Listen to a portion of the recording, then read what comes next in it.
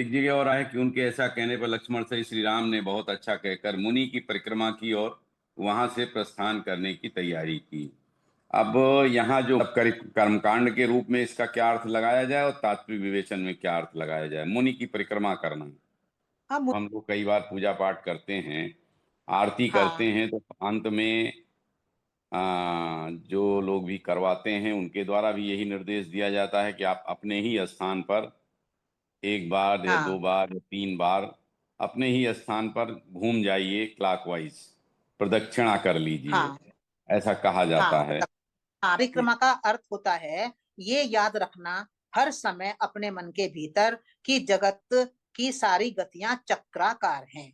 परिक्रमा यानी चक्कर, जी गोल घूमना। परिक्रमा का अर्थ ये था ना, गोल घूमना। तो जी ये परिक्रमा ये याद दिलाती है कि ये जो सृष्टि है, ये जो जीवन है हमारा, ये चक्राकार है, वर्तुलाकार है।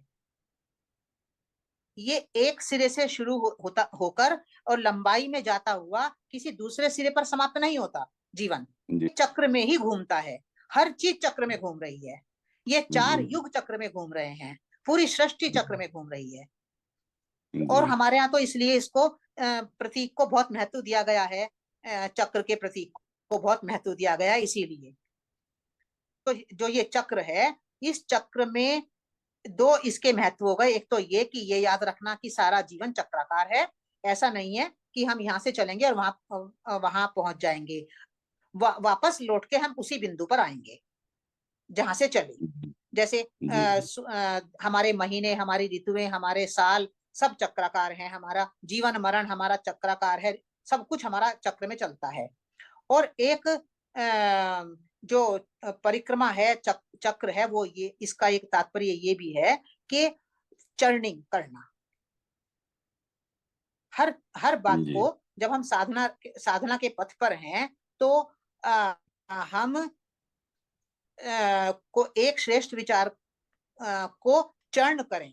चरण करने का मतलब होता है एक बार कर लिया, फिर दोबारा करो, फिर दोबारा करो, फिर दोबारा करो, वापस घूमते रहो उसमें। उसको खत्म मत करो, उसको बंद मत करो। चिंतन मनन करना, उसे करते रहो, चक्राकार गति में करो उसको।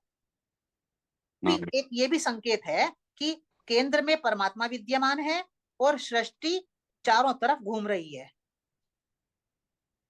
यानी कि हम परमात्मा को केंद्र में रखें और स्वयं परिधि पर रहें। जो परिधि है वो प्रदक्षिणा ही है। जी तो जो ये जगत है ये परिधि है, ये चक्राकार है। और जो परम है वो इसके केंद्र में है। तो केंद्र और परिधि का भी इस प्रदक्षिणा से बहुत गहरा संबंध है।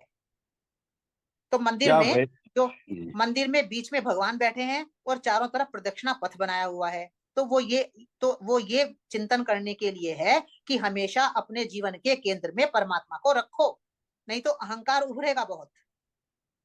जी जी हम केंद्र में स्वयं को रख लेते हैं, अपने को रख लेते हैं, यानी कि अहंकार को केंद्र में रख लेते हैं। और करना क्या है, हमें हर काम, छोटे से छोटा काम करते हुए भी केंद्र में परमात्मा को ही रखना है कि परमात्मा कर रहा है, मैं नहीं कर रहा हूं। वो शक्ति नहीं है तो कैसे करूंगा। शक्ति ही तो करवा रही है, उसके कारण ही तो हम कर रहे हैं। तो इसलिए मंदिर में जो प्रदक्षिणा पथ बनाया है वो इस स्मृति के लिए ही बनाया है कि हमेशा अपने जीवन के छोटे से छोटे काम में परमात्मा का ही स्मरण रखो, अहंकार को केंद्र में मत रखो।